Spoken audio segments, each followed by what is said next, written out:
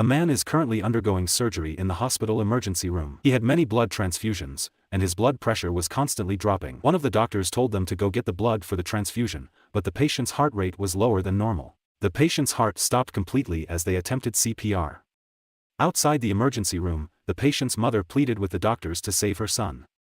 The doctor, on the other hand, has confirmed that the patient has died. His death was caused by an infection following an external wound and loss of brain function due to excessive bleeding. As the mother was praying for her son, a doctor enters the room and informs them that the surgery is not yet complete. He instructs them to return to their station to prepare the log and check his vitals. One of them wondered what the point of operating on a dead patient was. Someone informs him that he is unaware of the rumors about him. In terms of medical technique, he was the one they should have faith in. He was known as the Hands of Gods, the person who could save the dead. Yusung Shin. Shin was finally on his way home after a successful surgery. He is aware of his title, Hands of Gods. It was a name given to him because he could save the dead. He was fine with the name at first because the joy of saving someone on the verge of death with his talent was his motivation. However, because of the rumors, patients began flooding in, and he didn't have a chance to rest, and with the VIP constantly asking for him, he was treated like a portable medical device that could be used whenever. He began to wonder if the title, Hands of Gods, was meaningless, and eventually, all the doctors around him became scared and left the hospital. Even though he made a lot of money, he didn't have time to put it to good use. He realized that his life was messed up in this lifetime. While walking and thinking about having a can of beer at home, he was about to be hit by a truck, and his entire memory began flashing before he was hit and died. He heard someone calling his name and wonders who it was. As he opened his eyes, he wondered what the hell was going on and recalls getting off work and being hit by a truck and dying, but he was still alive and wonders who those people were. He realized he had been reborn as their son and believed that these people were the parents of this newborn's body. As he has a large scratch on his hand, his mother uses magic to heal it. He finally realizes he was reborn into a new world. Shin has been reincarnated in this world for 3 months. Rei was his given name. Some of the things he had learned during that time. To begin with, the world is different from the one he came from, and it appears to be a fantasy world. A world where monsters and human subspecies coexist. As a result, monsters can easily attack people. As a result, people have chosen to devote their lives to becoming stronger. He discovered something intriguing: they chose to develop magic rather than science. Rei realized that they rely on magic instead of medical technique even for the most mundane things. Every time Sane, his mother, heals his injuries. He thought it was a dream, but it became his new reality. However, Rei was able to retain memories and knowledge from his previous life for some reason. He never imagined he'd be able to relax again, and thinking about it, he'd never had the opportunity to enjoy himself because of work. He would have died of exhaustion if it hadn't been for the accident. He decides to enjoy the time he has left because he has already been reincarnated. Rei was sleeping when he felt a thin thread pass through his body. He felt refreshed after feeling the cold. He assumed it was mana because Ale, his father, and Sane, all mentioned it. He believes that manipulating it was difficult, and that if he tried to force it, it would scatter everywhere. He began to concentrate on where the mana thread began and ended. He believes mana work the same way as blood, so he began to picture the flow of mana like a bloodstream. He tried to feel it into this body of limitless mana. Rei was able to cast a fire on his hand as the season progressed. It took him 3 years of hard work. He could, however, understand the flow of mana and memorize the various paths it can take. He didn't understand how the book explained mana manipulation. The book instructs him to keep mana in his body and manipulate it as needed, but mana is supposed to be drawn from the environment. He questioned why it should be stored within them in the first place. Furthermore, he believes that it limits what they can do with it once it has been stored. He realized that no matter how he viewed it, it appeared insufficient. He considered letting the mana flow naturally without attempting to contain it, believing that it would be easier to draw mana from their surroundings and use it right away. As a result, they wouldn't have to worry about mana quality and could even avoid using mana circles. He thought it might be a dangerous method that was not described in any book. He believes it is worth a shot. Rei's mother believes he is destined to be a magician while he is reading the book, but his father tells her that with his physical build, he could train as a swordsman. During their conversation, the mother wonders if he is overly invested in books and believes that kids his age should go out and play with their friends. She was only concerned that Rei would want to read books. When his mother entered the room, she noticed that Rei was still reading. She decides to invite him to play with her, and Rei believes she is going to teach him magic. In such, Ray became overly excited to play with her, which caused her mother to misunderstand and should have asked him to play earlier. Ray has never been outside since reincarnating, so his mother decides to take him outside. Ray went outside and started running around. He realized he'd never felt so free. He was forced to live under constant pressure prior to reincarnation, and as a result of others' expectations, he was slowly dying from the inside out.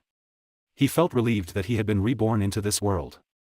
He thanked his mother for allowing him to go outside. Ray had a recurring dream in which he spent the entire day with all of the patients and was constantly in and out of surgeries.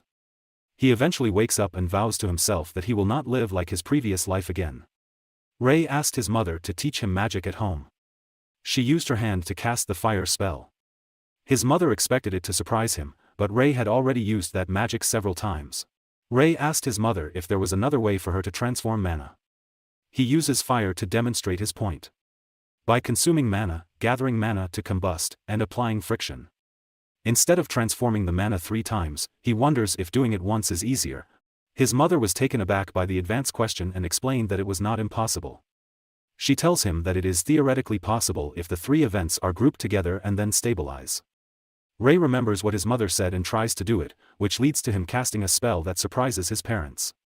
While Ray was asleep, his parents were discussing of him that he might get dragged away to the academy at a young age, and his mother believed that he is a genius that comes every 1,000 years. Ray overheard his parents' conversation and believed he may be dragged away to that location. He only wanted to learn magic for fun, but he changed his mind and decided to gain absolute power. Ray is 15 years old right now. Ray was able to improve much faster than anyone else because he continued to experiment and research on magic at a deeper level, using his genius level of understanding. His hair turned pure white because of him absorbing an insane amount of mana during this process. Ray could easily cast fire, wind, and ice with one finger. Ray walks down the street, telling everyone that he can cure anyone who isn't feeling well. Everyone laughed at him as they thought he was playing as a saint. It was already afternoon, and no one had arrived. Until a girl asks Ray if he can heal anyone, but Ray says he must first see the patient. She tells him that she doesn't believe a brat like him can ever heal anyone. Ray confidently tells her that there isn't a single patient in the world that he can't heal and tells her to stop judging people based on their appearances. She felt a strange sense of trustworthiness and introduced herself as the Viscount's sole daughter, Gade von Alicia. She informs him that the patient is her father, and that the skin on his chest turned red, formed a lump, and swelled like a balloon. Ray realizes he may be aware of his condition and decides to investigate. When they arrive at the house, the butler informs Alicia that her father's condition has suddenly worsened, and he has died. She rushed to see her father, while Ray took a quick look at him and believed that he could still save him. While in tears, Alicia tells Ray to save her father. One of the Knight Commander asked the butler why an unknown commoner had entered the Viscount's estate and claimed to be able to save the deceased Viscount. The maids believe he was a con artist who intended to steal precious metals after arriving here. The mother of Alicia tells them that it is unimportant, and that what is important at this point is that she wants to hold on to any last ray of hope and pray for a miracle. Ray notices that the lump has grown to this size and has rotted to the point of becoming dark. He decides to concentrate his mana and shape it into a scalpel. The Knight Commander yelled at him, demanding to know what he was up to. Ray tells him that he is attempting to repair him and that if they do not trust him, he can stop right now. After poking the tumor, Ray noticed that pus was oozing instead of blood. It's no longer just a tumor, and this is skin that has necrotized as a result of poison. He first removes the rotten parts and makes an incision on the side of his chest. He expected his lungs to rot as well. He knows the root part isn't huge, so even if he cut the whole thing out, he'll be able to recover. He then uses mana to create threads and stitch it up. Everyone was staring at Ray silently, and the butler was speechless at the masterful movement of his hands, as if he were a puppeteer who had perfected the craft of making dolls, and believed that he is a god, and believed that Ray could show them a miracle. Ray was almost finished when he had to use mana to act as an automated external defibrillator and massage the heart, causing it to restart and telling everyone that he's alive and that the surgery went well. Everyone was stunned because the Viscount was bleeding and was presumed to be dead. The Knight Commander yelled at him, claiming that he was a con artist. Ray attempted to explain the situation, but Alicia informs him that his father is no longer alive because she brought him here. Ray informs them that the Viscount has been cured and instructs them to wait, but the Knight Commander strikes him with his sword. Ray informs them that not only did he not receive any thanks, but that they were pointing a sword at him. He reassured them once more that the treatment had been successful and that they should wait until he stabilized. Ray was about to leave and tell them not to obstruct his path when the Knight Commander became enraged and attempted to attack him, but Ray used his skill, hold, which are chains that prevent him from moving. More knights attempted to attack him, but Ray simply stopped them with his chain, shocking the knight that he used dual magic. Ray was eventually able to leave and was upset that they treated him like a con artist and a child who knows nothing. When he returned home, his mother was upset because he was late and told him that the world is full of shady characters. He was grounded for 2 days as a punishment. Meanwhile, the Viscounty was alive, which surprised everyone. They realized they had made a mistake and failed to recognize their savior. Alicia's mother orders the Knight Commander to take responsibility and find Ray as soon as possible because the matter threatens their family's honor. She tells him to apologize directly to Ray for his rudeness. The butler wondered if he was a saint. They had never heard of a saint who could use magic. The Knight Commander instructs them to look at the Viscount's peaceful expression and conclude that he has died. He wondered how it was possible if it wasn't a saint who raised the dead. The saints are chosen by God and have immense divine powers. They are beings who can hear God's voice. They are beings loved by God, as well as God's representative and incarnation. However, Alicia's mother did not hear that a saint was in the kingdom and concluded that Ray was a saint who is still unknown, which was possible given that the diseases suffered by the Viscount could not be cured by the high priest. They realized Ray was a saint and the butler told the Knight Commander what he had done to Ray. The Knight Commander apologized for his ignorance and for causing the Viscount trouble. Alicia's mother claimed that it was everyone's fault because they could only stand by and watch. Alicia realized she wanted to meet with him and begged forgiveness. Her father awoke during their conversation and inquired as to what they were discussing. Alicia explained that a saint had cured him, but they had been extremely rude to Ray. The Viscount orders them to mobilize all the mansion's resources in order to find Ray by any means possible.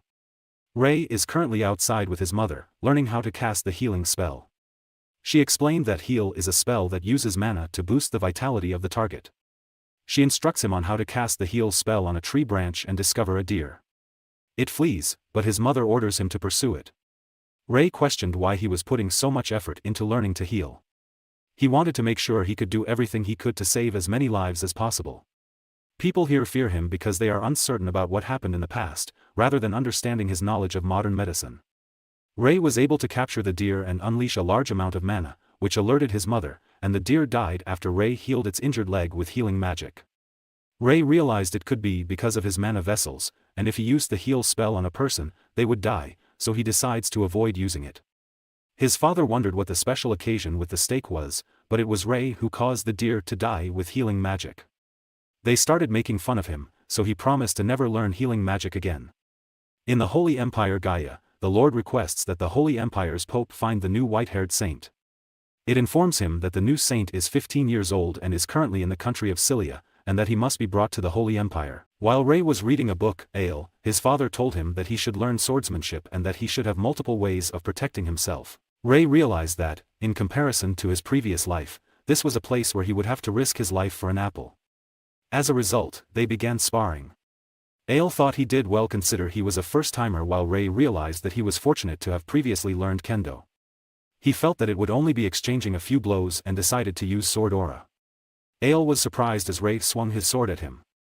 He realized that if it goes on, he might lose and decided to use sword aura too. He strikes Ray with his sword aura attack and defeated Ray. The Knight Commander was out on the streets asking people if they had found Ray yet, but they told him that finding a needle in a desert would be easier. The Viscount appears to be furious with the Knight Commander for failing to locate him. He informs him that Ray is a saint, and that if the people discover that they have mistreated the saint, the Holy Empire may declare war on them. The Knight Commander informs them that he needs to find Ray and is willing to pay any amount required, and someone assures him that he will do so. Ray suffered a cut in his hand after the spar and decides to heal himself with a heal spell. His mother, Sane, was surprised that it had healed, and Ale thought he had failed the previous time. Ray admits to his parents that he is different from other people. His parents tell him it doesn't matter if he's different since they'll always be there for him. Ray explains that instead of using a circle to store mana inside his body, he can naturally use and form pure mana indefinitely with his mana vessel. Sane explains that because pure mana is stronger than purified mana, she understands why Ray's magic was so powerful. He realizes that if he casts heal magic on someone who is incapable of handling his pure mana, they will die. As he can't use magic to save ordinary people, and if he wanted to continue saving more people as a doctor, he'll have to gain a lot of surgical experience in this world. Ray tells his parents that he's going for a walk, but it was to gain more surgical experience. His mother warns him not to follow strangers, but his father encourages him to run around and have fun. Two new adventurers have arrived in Barlow village. Someone asked them if they had seen a person who was a boy with white hair and blue eyes. One of the adventurers informed him that the drawing is terrible, as the person became angry and said that it was harsh and that he was only asking them if they saw him or not. Ray overheard them talking and realized the Viscount was looking for him. He was later spotted and was informed to go to the Viscounty. Ray willingly complies as he wanted to check on the Viscount's condition. Ray was greeted as the saint by the butlers and maid as they arrived at the Viscounty. As the Viscount tells Ray that he saved his life, they prepare a variety of foods for him. Elisha thanked Ray, but he decides to make a sarcastic joke, which the entire family took seriously as he tells them that he was just joking.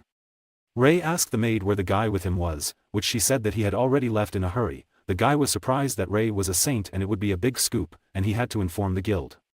The Viscount tells Ray that they went out of their way to make sure he enjoyed the food, but Ray didn't think it could get any better than that. However, the Viscount assures him that he need not be concerned because Ray will be eating like that every day at the Holy Empire. Ray was perplexed when the Viscount informed him that a dispatch squad from the Holy Empire had already arrived and was ready to accompany him. He was taken aback when the Viscount explained that they had heard numerous rumors that the Pope himself had been receiving messages. According to legend, the Holy Empire is a country that receives divine favor. He sends messages to saints in the Holy Empire as needed. As a result, the Viscount congratulates Ray on his upcoming trip to the Holy Empire. When Ray returned home, he went straight to bed, and thought of wanting to live a relaxing second life in this fantasy world. In the secluded house of the Cilia Castle, there is a saintess from the Holy Empire, Gaia. It was reported that she had received her blessings since she was a child. She had long hair that comes down to her hips, and eyes as bright as pink diamonds. She was so stunning that it appeared as if a ray of light was always shining on her. Behind the curtain, the saintess is asking someone if they have any information on the White Saint. When she found out the good news, she was overjoyed as Ray was someone who could understand her. Ray can't stop thinking about the Holy Empire catching up with him at home. All he wanted was for his second life to be peaceful, but it turned out to be even more difficult than the first. His parents asked if he was okay, but he ran out of his house, leading them to believe that something was bothering him. The man who accompanied Ray to the Viscounty had sold information about Ray being a saint to others. They have gotten people to search on the outskirts of the town because he comes from a lower-class family, and they are trying to figure out where Ray lives.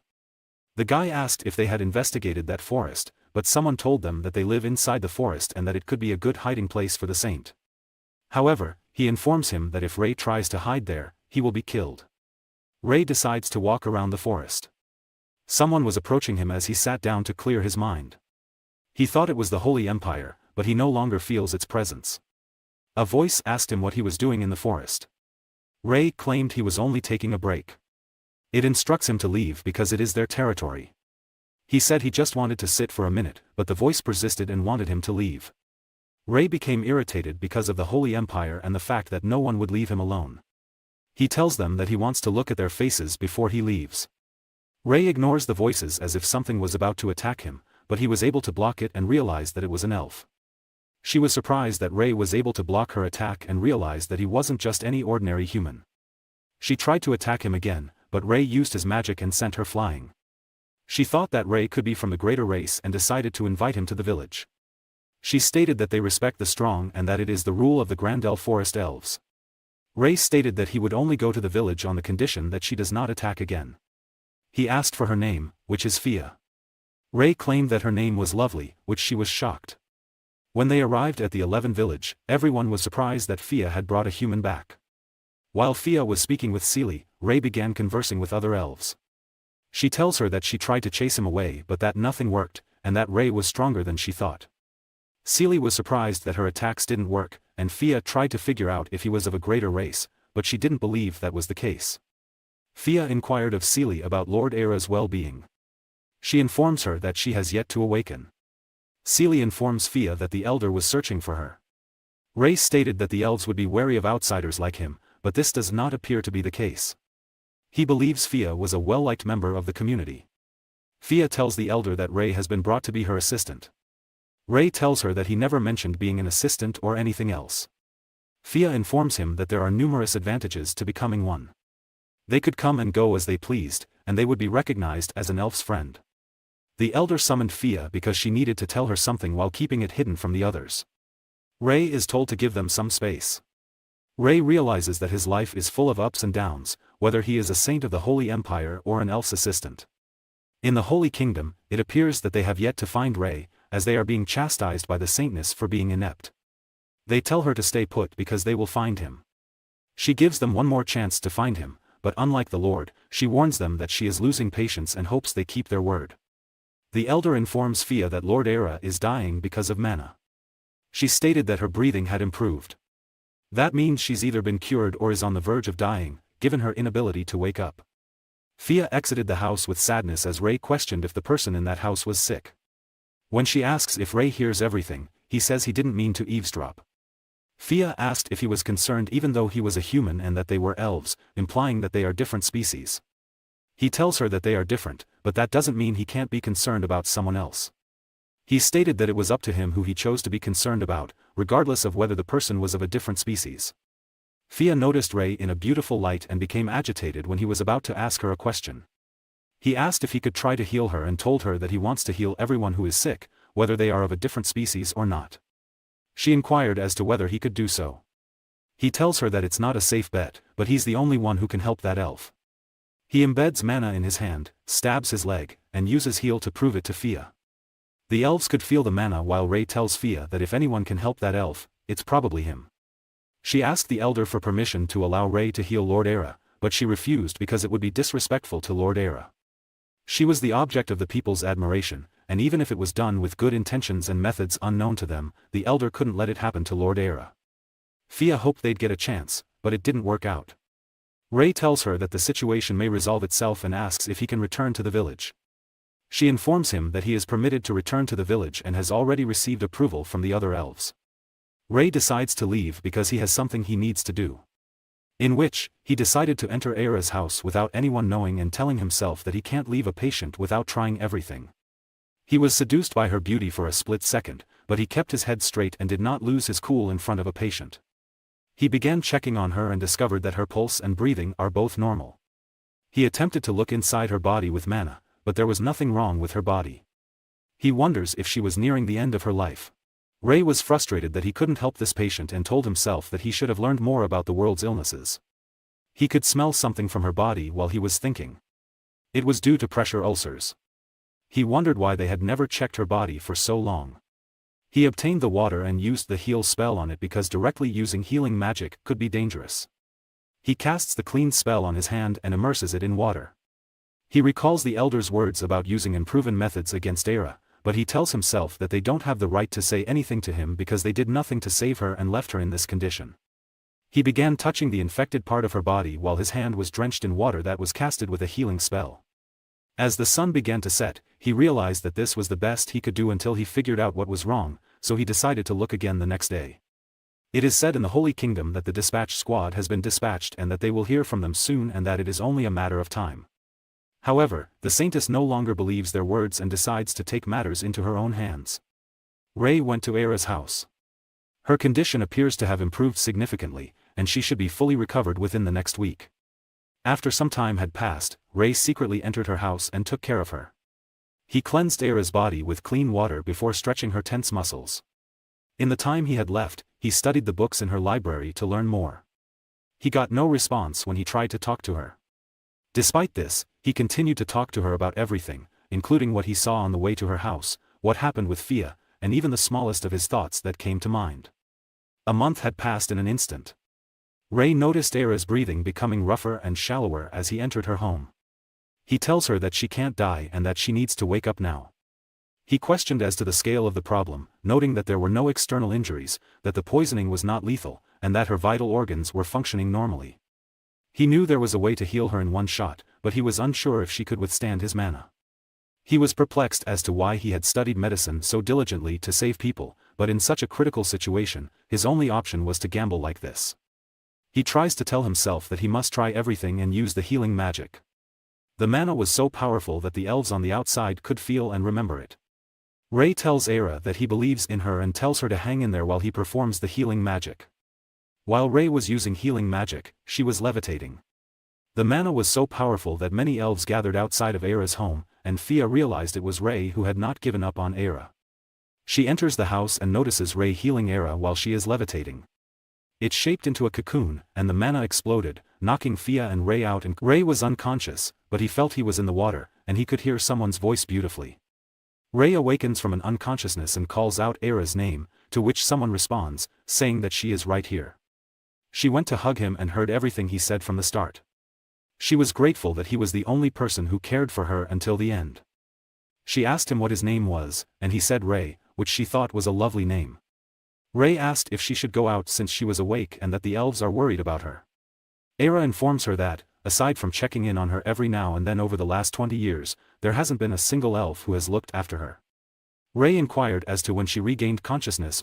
The truth is that Era never lost her consciousness from the start. She was awake the entire time. Rei was surprised that she had been conscious the entire time since she fainted and realized that she had been lying there the entire time without being able to move a muscle. As she began to cry, he told her that she had fought hard to win this battle. Era is said to despise humans as they have been the source of all problems since the beginning of time, and they never seem to reflect on anything. Everything changed when Rei said that he could heal her. Era was furious at first when he touched her, but it was different. He didn't expect anything in return and gave all his love and effort, which she had never received from anyone else. She was relieved that Rei had not given up on her. The Saintess arrived at the Viscounty and inquired about Rei's whereabouts, but they informed her that they had no information. She warns them that if they are lying and concealing the saint, they will have to answer to the entire empire. They decide to head to the forest because they couldn't find any of the saints despite searching the entire kingdom. Rei inquired of Era about what would happen to him in the village. She tells her that he is the savior of the elves and that if anyone treats him disrespectfully, she will confront them. Rei realized that the lack of elves approaching this location, even though Era is awake, could indicate that they are afraid of him or Era due to the overwhelming flow of mana. She tells him that when he breathed mana into her body, she was taken aback because she had no idea anyone possessed mana that could affect her body. When she felt the mana, she realized there are humans who are kind. She tells him not to worry and that he can stay exactly as he is. Rei had been curious for a while and asked Era's age, to which she replied that it was a secret. He tells her that because elves have long lives, she might live to be 200, but she doesn't respond. He assumed it was 500 or 1,000, but she tells him she is not that old. Rei tells her he was just kidding, which Era finds amusing because she has never felt this way before and claims it to be happiness. It is said that Era never knew happiness until now because she was never interested in anything. Rei asked if she could be happy now, and she replied that she could if he stayed by his side. Rei recalls the feeling of inadequacy he had while healing Era. He may have been the best doctor in his previous life, but in this life, he was just a helpless person praying for luck. The most important thing in medicine is experience. As a result, Rei believes he requires more experience in this world, especially given that the Holy Empire is the most medically advanced.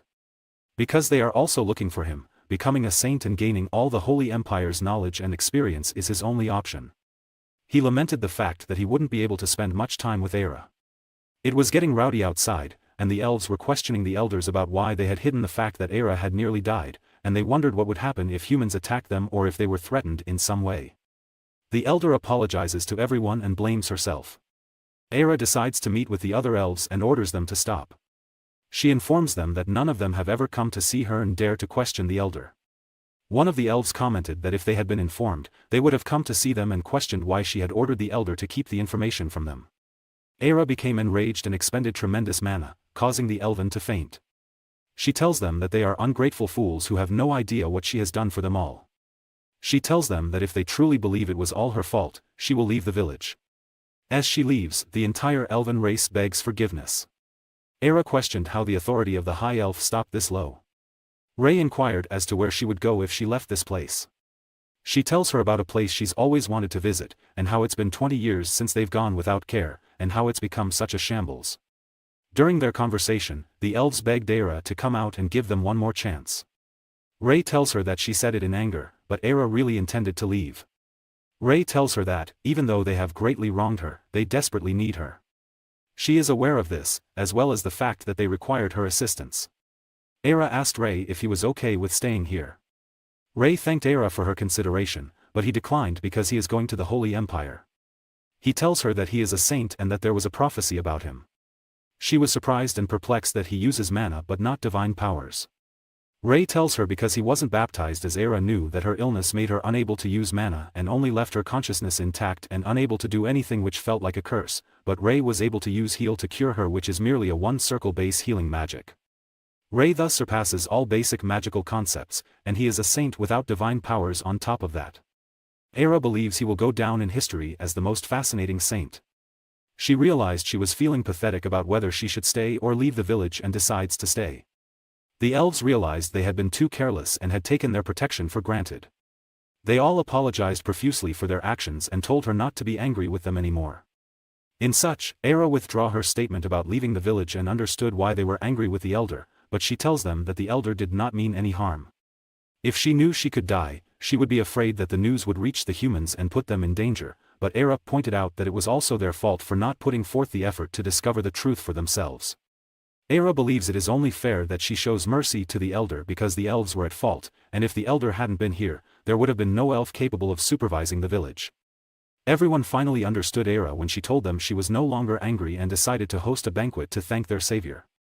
The saintess is camping in the forest and has calculated that they will arrive at the elven village by the end of today. Rei was surprised to see that the entire village had been decorated. Fia informs him that everyone is looking forward to seeing him and participating in the festivities. Fia, on the other hand, was unable to because she had to guard the village, and she told him to enjoy the festival. Rei invites her to meet up later tonight for dinner, which gets her excited, and she departs.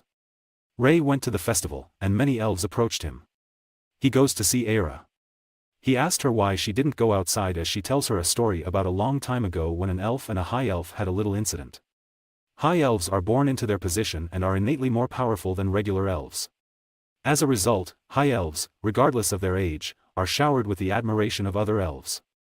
However, due to disagreements with a young elf, the young high elf decided to leave the village. Era was alerted by something happening on the outskirts of the village and having unwanted guests. Fia notices that the saintess has dispatched an army to the elven village in search of Rei. The saintess informs her that they did not come here to fight, but rather to accompany the saint and will return as soon as they are finished. She even stated that she will be compensated if she assists them. The saintess instructs her to give the person and everything will go smoothly. However, Fia stated that person has already saved them once and that everyone will be happy to face her for his sake. When they mentioned the Holy War, she realized they were from the Holy Empire. The knights attempted to attack Fia, but she vanished and slashed their necks while the saintess assessed her strength. The healers used their magic to heal the knights, but they were also injured by Fia. They realized Fia was faster than they had anticipated. She realized there are too many of them, and they aren't dying because of healing magic. She attempted to attack the saintess, but she was able to block her attack and punch her with divine energy, sending her flying. She tells Fia not to be foolish and that she only needed to hand over the saint to them, but she refuses. There was a lot of blood around as Rei and Era approached Fia's location, where she was severely injured. The saintess introduces herself as Iriel Belize and apologizes for being dirty to Rei. Fia tells Era that she tried to stop Iriel and her army from going to the village. Rei noticed that she was covered in blood and that her shoulder was dislocated. Rei was able to force the bone back into place while Iriel asked Rei to return to the castle with him and that there would be people waiting for his arrival. She tells him that he has been chosen by God to accomplish a great achievement while Rei questioned what she meant by that.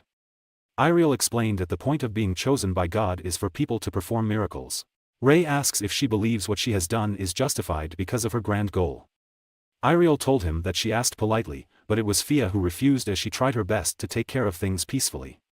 Rei asks her if she thought he'd just agree and go along with her, but Iriel tells her that she'd rather not use force against a saint, which enrages Era because she not only came to her territory and caused problems, but she also dared to threaten her savior with force. As a result, the Holy Knights attempted to attack, but their swords shattered as they begged for forgiveness. Iriel attempted to punch Era, but she was easily stopped by the chains as she yelled that she would do anything to bring the saint back, even if it meant cutting him to pieces. Era slapped her for what she said, as Rei was more valuable to her than Iriel can imagine. Era claimed that if she so desired, she could wipe her entire country off the map with the snap of her fingers. Rei decides to intervene and declares that he will travel to the Holy Empire under certain conditions. The first condition is that he will become a saint because he wants to and will be able to leave at any time. The second condition was that if anything like this happened again, he would leave the Holy Empire and become a saint in an enemy country. The third condition is that he be granted authority over all libraries within the Holy Empire. The fourth condition was that he be paid for his work. The fifth condition was that she sincerely apologize to Fia. She was unable to apologize, due to circumstances that might incur God's wrath. Rei finally tells her that it is over and that she should pray to her God to find another saint. Finally, as they return to the village, Era questioned how he could go so far for a different race for them. He simply told her that he does what he wants to do and that it is for the sake of a happy life. He didn't want to be bothered by trivial matters and only wished to help the sick or injured. He was content with being happy in a small space. Iriel began to reflect on what Rei said to her, while the others believed it was a mistake and that such a person could be a saint. She tells everyone to go back while she goes to the elven village. There were elves guarding the village, telling her not to get any closer. Iriel tells them she isn't fighting them and begins praying for 3 hours. Rei was informed about her by the guard. Rei spent the entire day with her as she finally stopped praying and asked her what kind of prayer took her an entire day to complete. Iriel says she has something to say to him, but Rei asks if she is here to apologize. She tells him that she can't apologize but thought her actions would show respect for the village. Rei stated that since she can't apologize, he thought that she just wanted them to be content with her just being present and praying. Iriel claimed that she couldn't directly apologize because of the circumstances she was in, but she thought it would be acceptable if she repented for everything she had done until the elves were satisfied. Rei tells her that the Holy Empire will come looking for her, but she assures her that with her prayers, the Holy Empire will be unable to make any bold moves with their troops to find her. She claimed that even if she is lying, the Era can see through all her deceptions. As a result, Rei lets her do whatever she wants, and whatever happens to her is beyond his control. Iriel is still praying after 2 days, while Rei wonders what this god of hers is like for her to do this. Rei returned home and laid down the bed and recalls his conversation with Era of going to the Holy Empire.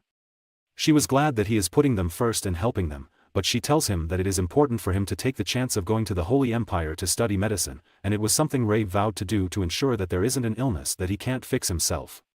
Finally, he informs his parents that he is a saint and must travel to the Holy Empire. He tells them that he plans to leave tomorrow and that he cannot predict what will happen in the next few years, but that he will return home. His parents began to cry when they learned that Rei would have to spend the rest of his adulthood in the Holy Empire once he entered. His father assures him that he will ensure the safety of his mother and himself until he returns home. Iriel is still praying in the same spot and is getting hungry. She remembers Rei telling her that everything in this field was edible, so she decides to eat it. It was bitter and spicy, and she was in excruciating pain in her stomach. She dashed to the river to get some water. She was about to give up when Rei appeared and asked her if it was time to go to the Holy Empire. Rei returns to the village just as they are about to leave after learning that Ria has finally awakened. He was relieved that she had recovered and informed her that he was leaving for the Holy Empire for a couple of years. Era decides to give Rei her seal as proof that she is always with him. It was a mark made by her magic that she placed on him as a gift. Era promises Rei that she will always be by his side and hopes it'll serve as protection during his travels. He expressed gratitude and promised to see her again. Finally, both Rei and Iriel began their journey to the Holy Empire. It was getting dark. Rei recalls what Iriel said about a place he should see before arriving at the Holy Empire. She stated that they were not going to the Holy Empire but rather to the capital. The dispatch squad members are currently waiting at the Tower of Cilia, which is on their way to their destination. As a result, they had to first travel to Cilia to meet them, and then to the Holy Empire. Rei assumed it would be a simple 4-day journey till they arrived at the capital and wondered if he could accomplish it in a day if he used mana to travel faster. Rei decides to stretch as Iriel questions his actions. She inquired as to if he intended to run the full distance, as he believes that running would be faster. Iriel claimed that even with her holy powers, she barely made the trip and told him that since he didn't yet have his holy powers, it would be difficult for him to make the trip on his pool of mana alone. Rei reasoned that he should be able to complete the trip with his mana vessel and that it would be much faster than using horses, but understood that declining her offer would be impolite given that she had brought a horse to make the trip more comfortable. Finally, they leave for Cilia. It was already dark when they started camping in the woods. Rei cast a fire spell, which shocked Iriel because she didn't expect him to use only a trigger word to cast magic. She remarked that he is skilled for his age and wondered if he is on the level of a 2-circle master.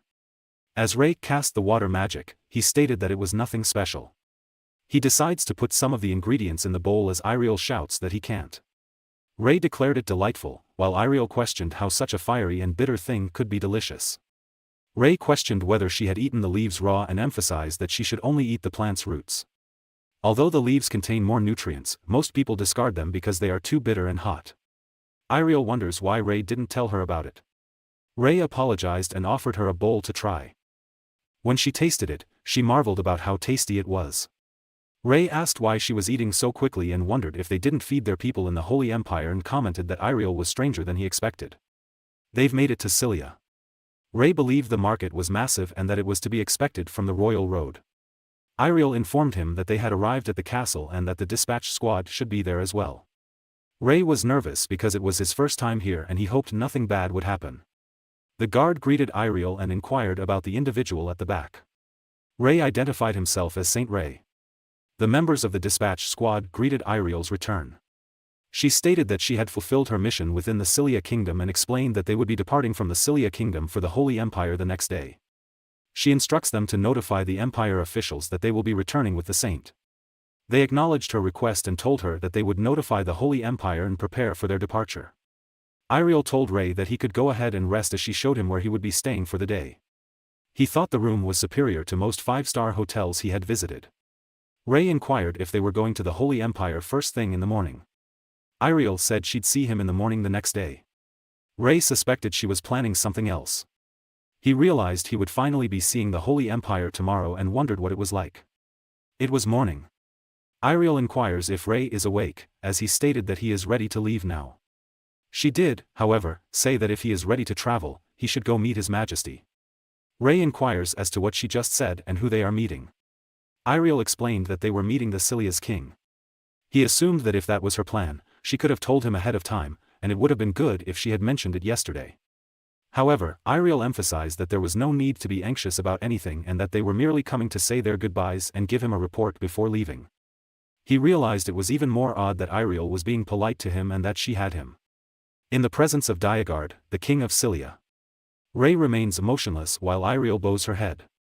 He gradually realizes and decides to bow his head too, while she grinned, as he knew that she didn't say anything to him only to embarrass him.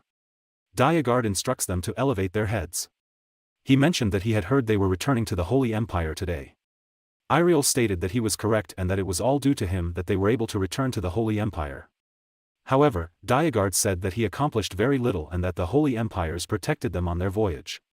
Ariel stated that because he allowed them to stay in the Cilia Kingdom, they were able to securely find and return with the saint, promising to fulfill this debt. Diagard inquired if Ray was the newly chosen saint, at which point Ray introduced himself. Diagard believed that no matter how hard he tried, he couldn't detect any mana from Ray and could only determine from his body that he had trained in swordsmanship. Diagard was concerned that another saint had appeared, but it appears that he should not be concerned about Ray. Diagard described meeting a saint and a saintess as an honor.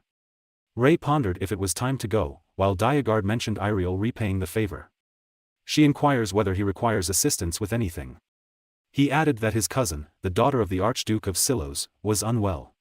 He hoped she'd pay the child a visit. Ray felt they had a long journey ahead of them and that she should just hurry up and decline. Ariel, on the other hand, accepted his personal plea, which surprised Ray. Diagard thanked her and was relieved that Ariel would help the child. This was not what she had in mind, she thought. Ray wondered why the journey to the Holy Empire was taking so long. Ariel added that now that Ray is a member of the Holy Empire, he could follow her around and learn how he might use his holy powers, and that in the long run, it would help the entire world. Ray inquired whether getting to the Archduke's area would take longer than leading the Holy Empire. Ariel said that it was, as Ray said that it was all right. He recalls the king saying that someone was unwell and that if he could help them, they should go see the person as soon as possible. One of the dispatch squad members stated that they could not see the Archduke since they had already notified the Holy Empire that they were on their way back. Ariel explained that it was a request from the king of Cilia. She apologized and said that she was unable to decline. He inquired as to what the king had promised in return, to which Ariel replied that there was nothing in exchange but payment for permitting them to stay at the castle. He recognized that they had no choice because the king had every right to request it.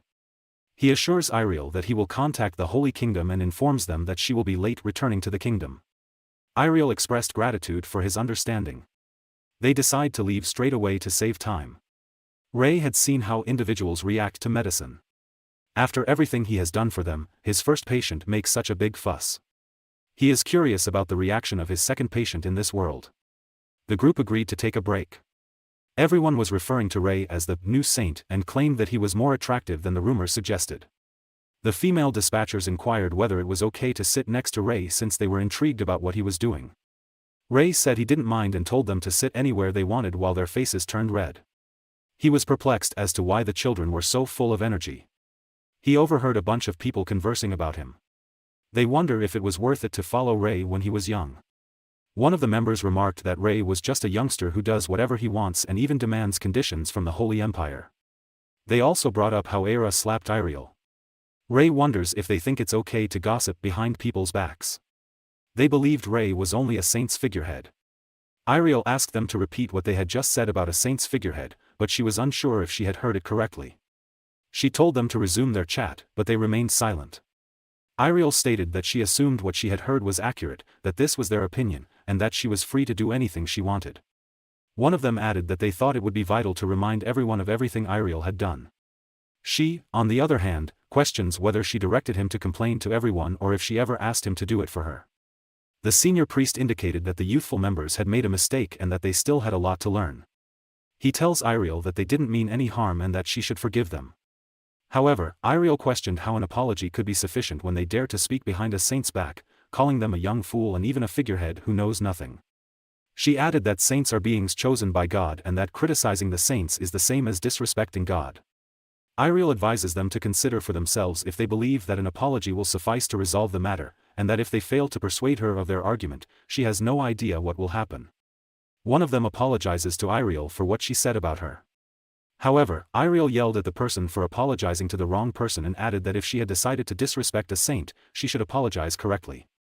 Iriel said quietly that some individuals are unable to apologize, even if they would like to. Rei overheard Iriel speak and wondered if she was referring to herself. He realized that having a title as hefty as saint is difficult for someone as young as her, and that she realizes the impact that words may have on others. Rei had a feeling that he was very familiar with it. As a result, he decides to speak out, stating that he found it difficult to continue listening.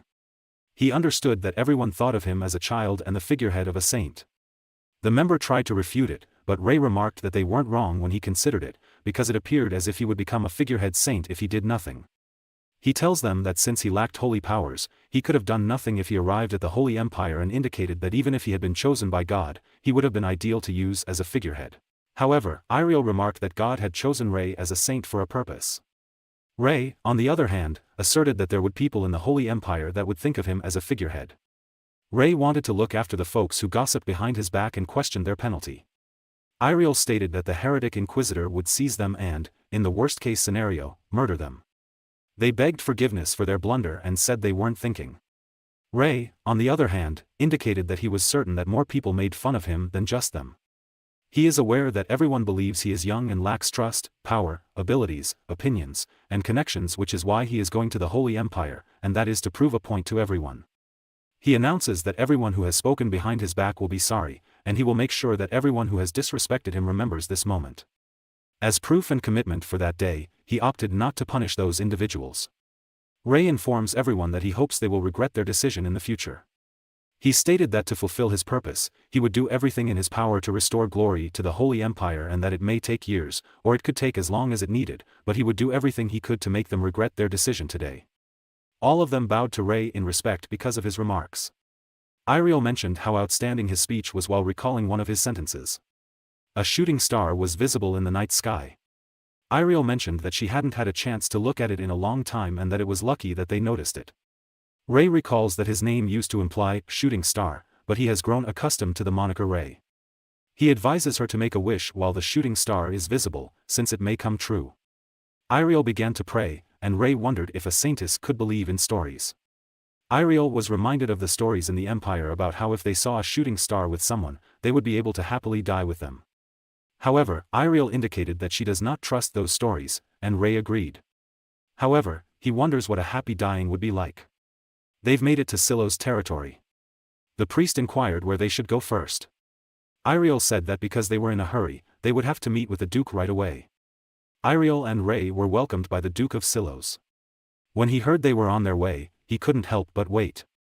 He wanted to convey his gratitude for them traveling such a long distance for his daughter, Layla. Iriel stated that it is their responsibility as saints to give God's blessing to people who are in agony and to be at ease. He apologized for rushing them and asked them to check on his daughter as soon as possible. They were taken to see her by the maid. They were astonished to see Layla, who had red patches covering half of her body. Ray examined her likely illnesses, but he wondered what they had been doing and how they should have treated her before she got to this point. Iriel requested Layla's hand as she said she looked terrible. Iriel realizes how difficult it has been for her and assures her that everything will be okay from now on. She employed holy power on Layla as her skin improved. Iriel said that the procedure was completed and that everything should be good now. The Duke held Layla, happy that she had got better. He thanked Iriel profusely because Layla had been suffering in this manner for the past 8 years, and he pledged never to forget this debt. However, Iriel said that it is not necessary because it is a divine act.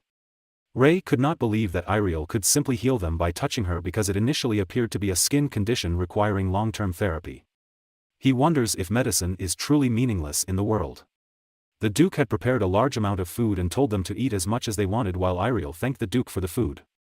The Duke's son, Lord Hopel, stated the reports of Iriel were accurate and that she was outstanding, and that the tales had undervalued her benevolence. He wanted to express his heartfelt gratitude to her for treating his younger sister. However, Ray was lost in thought, which caused the Duke to question whether the food was not to his liking. Ray stated that this was not the case and that he was simply thinking about anything else. Iriel inquired if anything was wrong. He stated that he was simply fatigued, while she advised him to rest. Ray pondered why he had shed so much blood and tears to become a doctor. Although he was able to be reincarnated with his memories intact, none of that information is valuable in this world. He pondered if he should forget his past as Baek Yusung and focus on his new life as Ray. Iriel was outside of his room and asked if he was sleeping. She didn't know what was wrong with him, but she advised him not to lose hope. Instead of being restless and exhausted, Iriel believes that his regular prickly yet amusing side suits him far better. Ray considers what she just said and realizes he just needs to discover something only he can do. Iriel was still attempting to console Ray when he opened the door and thanked her for her assistance. He inquired if this was her first attempt to console someone. The Duke said that Layla was fine yesterday and wondered if she wasn't completely cured. He told them to go retrieve the Saintess right away. In the castle, the Duke said that the symptoms had already reappeared and wondered if Iriel had failed to treat his daughter. Iriel noted that the treatment should have been done, but she was confused why the symptoms had reappeared. Ray stopped her from trying to treat Layla again. He asked for Layla's hand, as the Duke pondered how a newly appointed saint could treat his daughter, whom even Iriel couldn't heal, and suggested Iriel to do it. However, Ray replied that his beliefs were right and that he was the only one who could heal her illness. He stated that any treatment from the Saintess would be futile, and the symptoms could reoccur. He indicated that Layla required treatment from him, the saint. The Duke claimed that he had not heard of Ray possessing holy powers and wondered what he was going to do.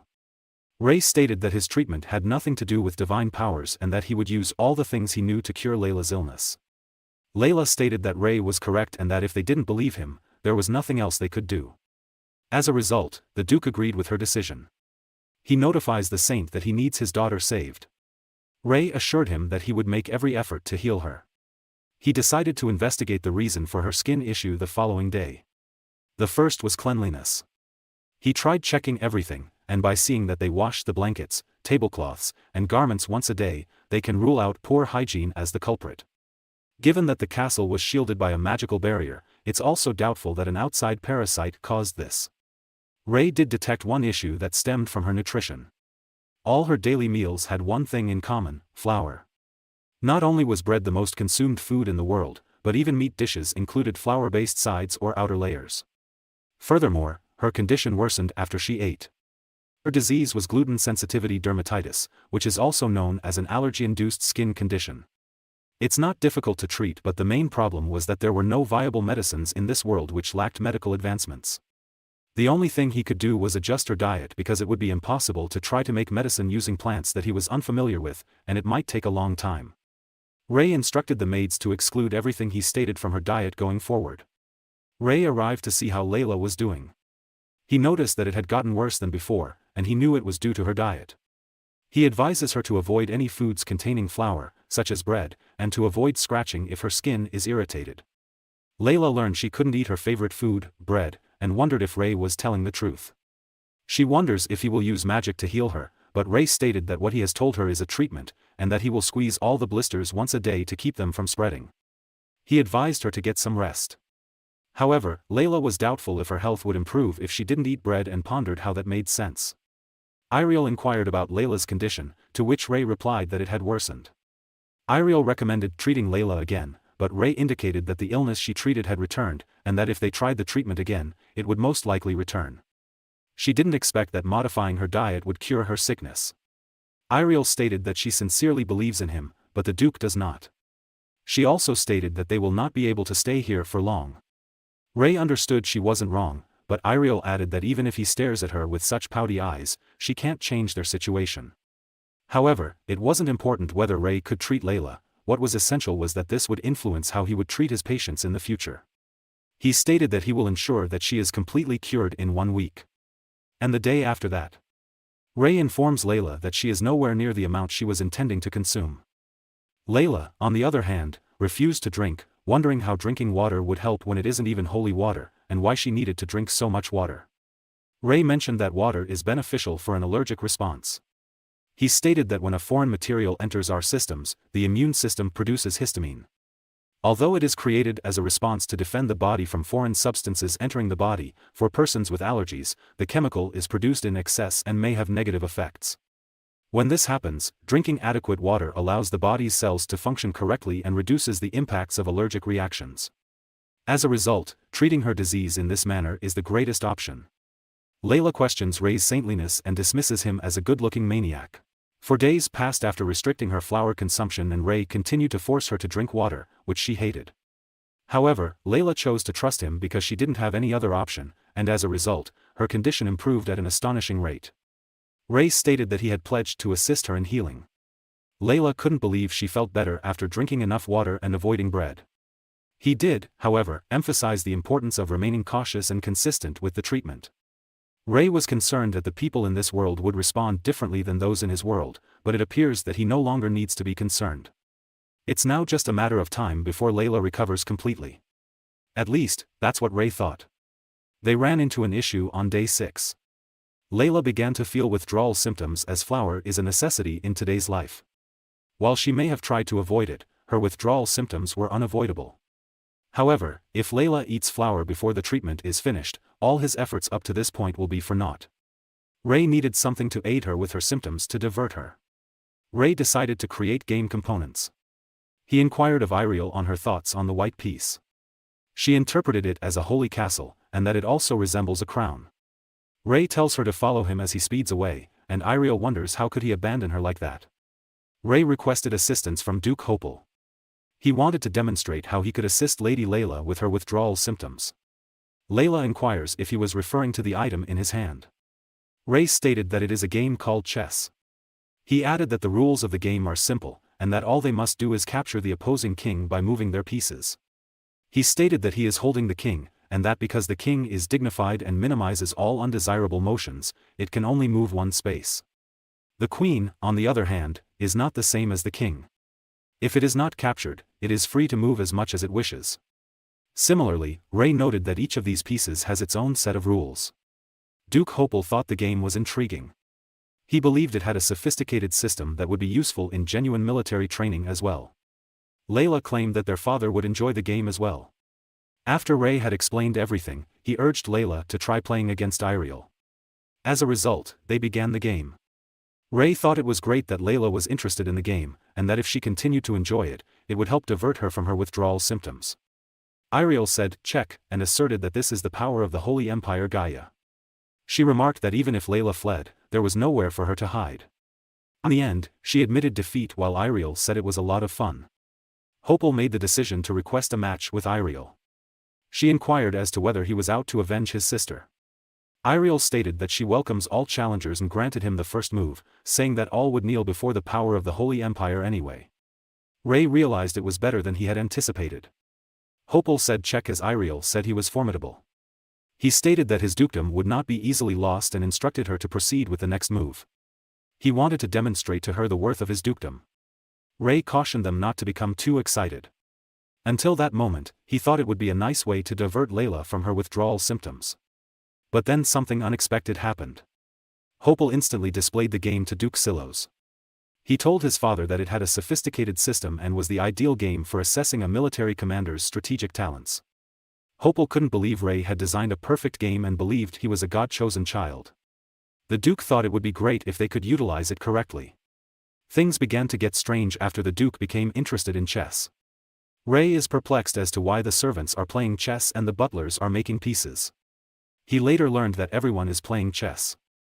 He thought chess was supposed to be a game to help alleviate Layla's withdrawal symptoms, but he never imagined it would take over the Silos castle like this. Iriel and Ray had been summoned by the Duke. He recalls Ray curing Layla's illness in 1 week and even created the amazing game of chess. He couldn't believe Ray could do such amazing things at his age. He wished to express his gratitude for everything they had done to relieve his daughter's pain. Iriel said that she had done nothing in this situation, and it was because of Ray's treatment. However, the Duke stated that she did not need to minimize what she'd done for Layla, but the Duke was grateful to the saint. The Duke gave him a gift as an apology for his previous harshness to Ray and as a thank you. It is a ring that has been passed down to the lord of their domain. It was handed to them when they rescued a dwarf. Ray couldn't believe they were giving him a family heirloom, but the Duke explained that it was his way of apologizing and urged him to accept it. Ray felt he could never accept something so valuable, but the Duke encouraged him to take it and try it on. Ray felt it was cool, but it was a little too big for him to wear all the time. However, the ring shrunk precisely to fit his finger, and the Duke claimed that because it was manufactured by a dwarf, the ring should be capable of much more. Ray expressed gratitude to the Duke for the valuable gift. The Duke learned they were on their way to the Holy Empire the next day. He wanted to support their trip to make it as comfortable as possible for them. Ray was relieved that everything had come together in the end. He wasn't expecting the Duke to be so kind. Iriel, on the other hand, suggested that it may be his method of getting on his good side or something, while Ray pondered what was up with the negative thoughts. Hopel and Layla apologized for their late arrival. They learned that Ray and Iriel were leaving the next day. He wished to express his appreciation to them for their assistance with his sister's illness and for inventing the game of chess. However, Ray claimed that it wasn't much, while Iriel stated that it was unfortunate that they couldn't remain for long because they had so much work ahead of them. As a final farewell, Hopel asked them to a picnic in the night garden. Ray and Iriel thought it sounded fantastic, as Hopel and Layla were relieved that they accepted their request and advised them to prepare. Ray inquired as to what was so amusing, and Iriel replied that she finds it sweet and cute. She claimed that she was always busy with the tasks assigned by the Holy Empire, and people seemed to dread her, so she never had the opportunity to form a connection like this. She wonders if the world has changed while she wasn't paying attention. This was a sensation she had never had before. Ray remembers Iriel being icy and blinded by her objectives when they first met, and she was terribly violent, but the old Iriel is no longer with them. Although Iriel inquired as to whether the world around them had altered, it was she who had changed. Ray advised Layla to avoid eating flour and that her condition could reoccur again. She inquires if she has been entirely healed, and Ray responds that because her body reacts to wheat ingredients as poison, it will be difficult to fully treat her illness. However, Ray remarked that if she continues this for 5 years, it should hopefully improve. Hopel revealed that he has a surprise in store for them. He utilized magic to launch fireworks. Ray thought it was lovely, and Hopel was delighted he liked it. Ray believes that something this magnificent must have cost a lot of mana, but Hopel explained that since it was the final time they saw each other, he wanted to do everything he could. Ray wanted to return the favor by creating spectacular and colorful fireworks that bewildered everyone in the castle. Layla was impressed and stated that she had never seen such lovely flames before. Ray's advanced comprehension of magic astounded Hopel, who declared that they would never forget this night. Ray was grateful for the opportunity to create such wonderful memories with each of them.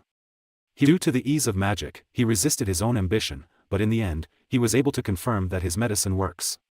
He intended to continue his mission in order to help as many people as possible. They were on their way to the Holy Empire Gaia. Even though it was a considerable way away, they were able to make the voyage with ease thanks to the Duke's assistance. The dispatch squad understood all of this assistance was due to Ray, whose status continued to improve. The dispatch team was inspired by the chess game and decided to form a group to learn and strategize about it. They wanted to learn a few moves from Ray. He stated that he was becoming bored and agreed, but he would not go easy on any of them in exchange.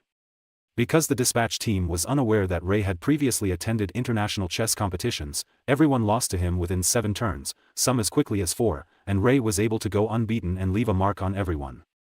Not only that, but the dispatch squad's view of Ray had increased as well. Another day had come and gone.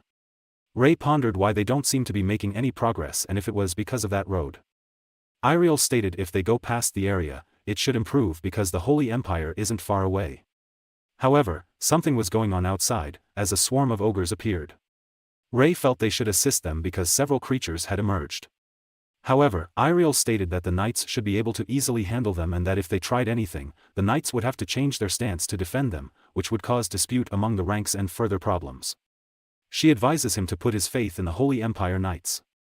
As the ogre launched a massive rock towards the knights, the advance squad leader Hurio managed to slice it. He instructed the center unit to reposition to defend the priests and priestesses and keep the ogres away from the saint and saintess. However, just as the ogre was ready to punch Hurio, Ray manages to cast a shield in time. He realized that coming out was a smart idea because the squad leader may perish right there. Hurio warned that it was dangerous out here, but Ray assured him that it was fine. He killed all the ogres with a triple cast of Entangle, Earth Spear, and Fire. Hurio couldn't believe Ray, who is only 15 years old, could utilize such powerful magic, and speculated that he had already attained 6th circle rank, which no ordinary person should be able to do. Iriel told Ray to cease spreading rumors about his magical prowess, and he wonders if that's all she has to say to him. She got an uneasy sensation and wanted to get moving before more monsters gathered. However, Ray remarked that it was already too late, as goblins began to appear. Hurio had not expected simple goblins to hinder their path to the Holy Empire. He instructed the knight to take care of it as soon as possible. As the knight attacks the goblin, it manages to dodge and badly damage him. The knight believes that a goblin could never have such power. Ray thought the goblin appeared considerably stronger than normal. Iriel felt the same way and was certain that they'd have to manage things from here. Iriel swiftly annihilates all the goblins. Ray knew that she was stronger than him in the physical arts. One of the goblins tried to sneak up on him, but he used a wind cutter at it. Iriel knew that no matter how many goblins they killed, more would arise out of nowhere, and if the battle dragged on any longer, they wouldn't be able to handle them. She believed it would be wonderful to care for every one of them at once, so Ray decided to try it. He chose to mock the goblins as they became enraged and ran at him. Iriel pondered if such a magic skill existed. Ray realized there were a lot more than he anticipated. He worries if he's far enough away from the dispatch squad. He decides to use the fireball magic, while the goblin chuckles and asks if that's all he's got, claiming that he was a funny human. Ray realized that it wasn't enough and decided to launch a barrage of fireballs at them. He notifies them of the predicament and says he has one fireball for each of them. An explosion erupts as Hurio realizes the direction in which the saint fled and wonders if he is okay.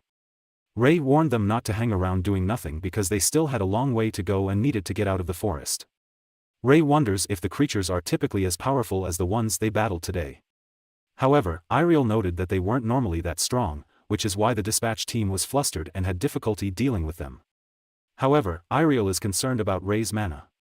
She explained that if he underwent baptism, his mana would disappear. She said that if Ray went through the Holy Empire's baptism, God himself would bestow holy power on him. However, the human body can only store one form of mana. As a result, before his body is filled with holy power, the mana in it will be eliminated and progressively replaced with holy power. Ray wonders what happens to those who don't have mana in the first place. She added that in those instances, the holy power would be able to enter the body without any problems. He wonders if those who do not have a circle would not get holy powers. However, Iriel replied that this is not correct, and that God will create mana vessels within their bodies to ensure that they may use their holy power. Once that happens, the taboos will handle all the mana that circulates through their body using the mana vessel God constructed. Taboo, according to Iriel, is a phrase coined by the other saints. They termed them taboos because they couldn't go against God's word and weren't allowed to say or do anything that violated their religion. Iriel thought it was amusing that they couldn't even say what they wanted to convey. Ray wondered what would happen if they did go against their beliefs. As she recently revealed about the taboos that manage in the body, breaking the taboos will cause all mana in the body to vanish, and the person will vanish with it, forever, from this world. Ray couldn't believe that just one wrong phrase could cause someone to vanish from the face of the world. Iriel remarked that she had heard that quite a few people had disappeared for this reason, which is why she had to stay on top of things. However, she remarked that it does not actually apply to Ray, and that he should be aware that the mana he currently possesses will vanish. Ray had another inquiry. He was curious whether his mana would ever return if all his mana vanished, and his body was filled with holy power. Iriel stated that he will not only be unable to recover that mana, but that the circle in his body will also cease to function. However, she noted that while he won't be able to wield magic, he will be able to use holy buffs to others and may be able to assist in battle. Rei desired to be able to have holy power, but this would result in him losing his mana, so he began searching for another way. They were getting close to the Holy Empire. Iriel, on the other hand, advised the priest that after they crossed the border, they should proceed directly to Salonia, the capital. Rei asked why they were heading to the capital and if he was going to perform the ritual. However, Iriel revealed that the baptism would not be held straight away. She emphasized that the baptism ceremony is an occasion that everyone attends. However, because Rei knows nothing about the Holy Empire, he would need to study as much as he could before the rite. Iriel explained that she would be teaching him everything, from the simplest things like baptism to the most complex things like etiquette, regulations, and natural order, and that she would make certain to teach Rei everything. Rei could tell the building was spectacular from the exterior, but it was truly a magnificent mansion. Iriel said that the estate is the residence of all the saints. It's a hallowed place that even the Pope would need permission to access, and the people who work there have been carefully chosen and are of high prestige. Iriel stated that while Rei was staying there, she would be going over everything she mentioned on the way and would be the one teaching him. While Rei was strolling, his personal servant greeted him and led him to the room where he would be staying. Rei thought her charisma was like what Iriel said, that she had some prestige and didn't appear to be an ordinary person. His servant advised Rei to rest as he thanked her. He had not expected such treatment, and it was beginning to sink in that he was becoming a saint. Iriel began instructing Rei while he was annoyed by her enthusiasm. He stated that he had memorized all her handouts. Iriel couldn't believe Rei remembered everything. However, she sensed there was something wrong with his demeanor and that he had not internalized the conventions.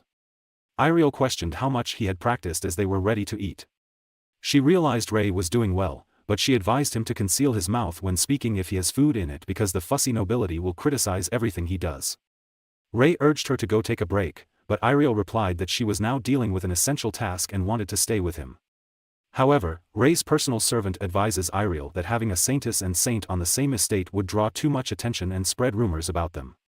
She felt it was impolite to say it, but she wanted her to realize that she was simply sharing her ideas to avoid trouble. Iriel inquired about her name. Belle Lacroix Sia Yuklawood was the servant's name. Iriel recalls that the Belle Lacroix are descended from 3 noble families. The 3 noble families serve the saints among the other noble families present inside the Holy Empire. There is other 6 families who have obtained the title Sia and are well known for their achievements. Iriel is perplexed as to why she was chosen as the servant at the saint's mansion. However, she emphasized that it was simply a joke and that she understood the need to be cautious. She decides it's a good time to return and thanks Yuklawood for her advice, to which she replies that it's an honor. Rei was startled that Yuklawood had a title and was a noble. He wonders whether nobility worked as servants and understood that being a saint is more important than he imagined. Rei was sleeping when Yuklawood was about to do something to him. She does, however, decide to come to a halt and leave. Rei complimented Yuklawood on her tea-making skills in the morning. Last night, Yuklawood walked silently into the room, oblivious to even the most sensitive Rei. She, on the other hand, did nothing, and the next day was as tranquil as it could be. As though nothing had happened. Iriel had a feeling there was something strange about Yuklawood. Yuklawood informed Rei that everything for the ceremony was ready and asked him to accompany her. He expected it to be in the afternoon and was perplexed as to why it was now. Iriel mentioned that he has a lot more work to do before the ritual and that he needs to impress a lot of people today. The saint and saintess have made their entrance. Everyone recognized the white-haired boy as a saint and wished to talk with him. However, Iriel intervened and stated that it is not customary etiquette to do so prior to the ceremony. She assured them that after they were finished, they would be able to greet him. Yuklawood warned them not to be rude, and they apologized.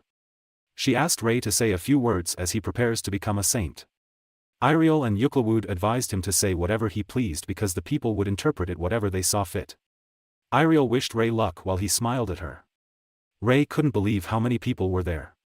Yuklawood handed him a magical tool that would allow him to project his voice further. Rei, on the other hand, indicated that he didn't require anything like that while casting his magic. He smiled and introduced himself to everyone. He revealed that he was just an ordinary young boy who grew up in the nation's countryside. Even then, he was chosen as a saint. He claimed that before coming here, he promised a handful of people that the Holy Empire would be at the top of this continent. He desired for the Holy Empire Gaia to be the most powerful on the continent. He remarked that witnessing a small child make such a big claim may sound amusing to some of them. However, he stated that if people believe in him and support him, he will do everything in his power to help them all.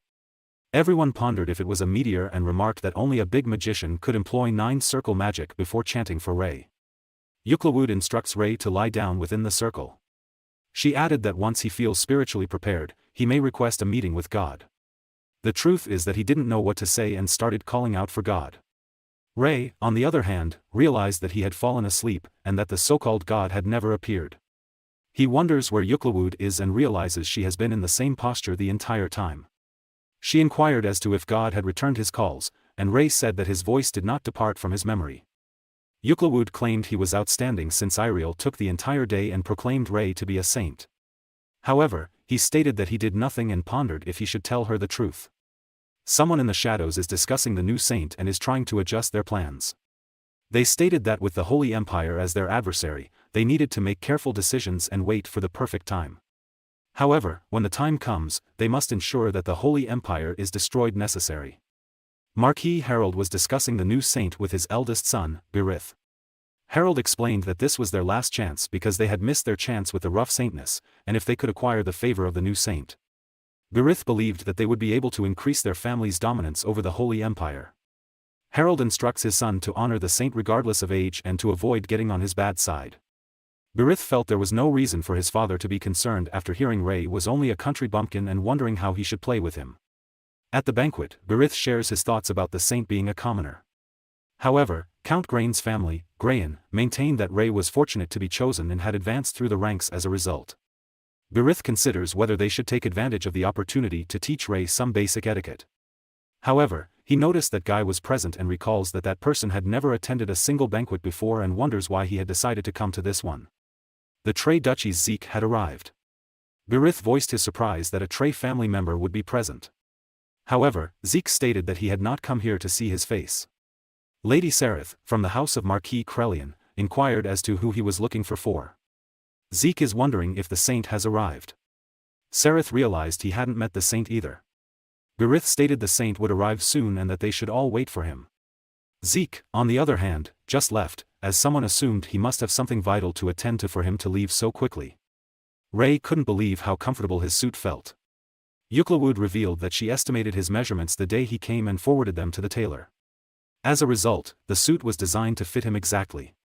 Rei was astonished by her ability to estimate his size precisely. He tells her that he knew she was outstanding from the start and that she is much more amazing than he imagined. Yuklawud thanked him and decided to take him to the dinner hall. Rei recognized she had no emotion and described her as a machine. The saint has finally arrived. Birith couldn't believe it was the saint and said he was nothing like he expected. Birith approached the saint and introduced himself. Rei expressed his delight at meeting the Harold family's child. Birith couldn't discover a single flaw in the saint. He understood his objectives would be thwarted and inquired if he was once a commoner. Rei stated that it is true and that he is from a little village in the Tsilian kingdom. Birith stated that it was Rei's first time attending such a feast and that commoners were not permitted to attend such banquets. Rei realized what Birith was up to and stated that it was his first time at a banquet and that it was correct that commoners were not permitted to attend. Birith, on the other hand, claimed that Rei is no longer a commoner, therefore it doesn't apply to him, but it wasn't worth having fools who haven't learnt anything at these banquets. Rei recognized there are always individuals like these, and they are worse than trash. He asked why Birith believes one's status defines one's worth. Birith stated that there is none and that it is only common sense. Rei was waiting for him to say something, and when he was about to, Zeke was ready to slice his neck, but Rei stopped his sword. Birith was taken aback by the attack, but Rei was relieved that he was able to stop it in time. Zeke apologized for letting this be Rei's initial impression of him. He did, however, say that he couldn't let the moron continue to disrespect him and that he knew it was impolite, but he couldn't stop himself. Yuklawud stated that what Birith said was blasphemy, that he overstepped his bounds, and that he made a mockery of Rei. Zeke suggested that they should sever Biritha's throat and guarantee that his family is punished appropriately to make an example for everyone else. Rei understands Yuklawud's reasoning and requests Harold's presence. Iriel, on the other hand, had brought him and stated that he was viewing everything from the second level. Harold beat his son mercilessly for being a fool and disrespecting the saint, while everyone debated if they should intervene. Harold sought Ray's forgiveness, saying it was all of his fault for not properly educating his child. While apologizing to the saint, he instructs Berith to seek Ray's forgiveness. Euclid inquired as to what they were doing in front of the saint, whilst Zeke desired to take care of them right away. Ray wonders how he should handle this. He inquired Harold as to the proper punishment for Berith's behavior. Harold had a reminiscence. His son, Berith, had lost his mother while he was young, and he felt bad for failing as a father. He vowed to provide his son with a better life than he had. However, he only made that pledge to himself. Harold stated that if Ray would grant them the grace to forgive his son for his actions, he would surrender his rank and offer his riches to the temple. Ray recognized Harold would relinquish his status to protect his kid and reasoned that fresh water can flow only when the source of water is clear. He called out to Berith and asked whether he realized what he had done wrong. Berith realized that he had dishonored his name with blasphemous remarks. However, Ray asserted that this was not all, and that his biggest sin was that Berith forced his father to kneel. Ray remarked that he intended to punish Berith, but after witnessing his father's honesty and love for him, he chose to let it go and forgive him. They recognized the saint's mercy and questioned if he was letting go in this manner. Ray thought that might be too much and advised them to simply donate generously as they had just said. Iriel thought it was a small punishment for something as serious as blasphemy, but she was relieved that he handled it the way she expected. Zeke inquired whether Ray was okay with it. He responded that if he was given the order, he would take care of them right away. However, Ray responded that there was no need and requested him to put the blade aside. He realized Zeke had been following him for a long time and that it was so natural that he didn't think it unusual at all. Ray inquired as to his identity, but Zeke felt he had committed a great sin and presented himself as Trey Sia Zeke of the Trey Duchy. Ray noticed that he had Sia in the middle of his name. Euclid asserted that Sia is a title. Only the three families that serve the saint and the saintess may carry the title Sia in their names. It is a token of loyalty to him. Ray, on the other hand, questioned the need for so many people and stated that he didn't require 3 families to serve him. Euclid, on the other hand, stated that it is something that has been established from ancient times and that he does need to feel pressurized about it and to simply consider of it as God's will. Zeke stated that if Ray honestly believes that there are too many and wishes to have only one, he should have him. Ray, on the other hand, has declared that he will not force anyone to leave. He questioned why there were only 2 of them, and what about the other family? Euclid added that the remaining family shields him from the shadows and that their identity is unknown to the Holy Empire. However, she stated that they are constantly close enough to the saint to protect him in an instant. Ray recognized she was correct since he could sense their mana and that there were 7 of them, although Euclid and Zeke could not. The person at the tree was impressed by Ray. Euclid notices a sword and recalls her father training her swordsmanship. He inquired if she could carry the Belle Lacroix name and emphasized that those who follow the saint cannot be weak. The truth is that 2 saints have never coexisted. Given that there is already a saintess, this generation was not meant to produce a saint. Euclid, on the other hand, wonders if she must suffer to serve a saint who does not even exist.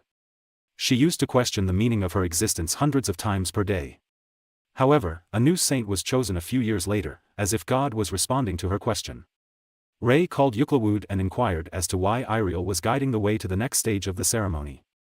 Iriel stated that he is expected to be guided to the ceremony by the prettier individual. Only saints can enter the ceremonial area, according to Euclid, and it has nothing to do with appearance. Ray had no idea there was such a forest behind the castle.